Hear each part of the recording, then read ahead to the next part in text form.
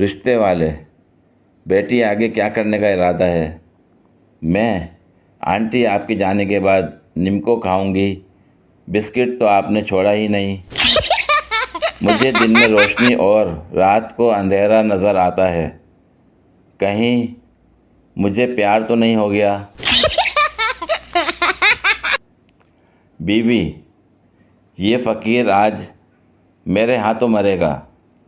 शौहर, क्या हुआ? क्यों बेचारे पर गुस्सा हो रही हो? बीवी, कल मैंने उससे सालन दिया और आज मुझे खाने बनाने की किताब दे गया।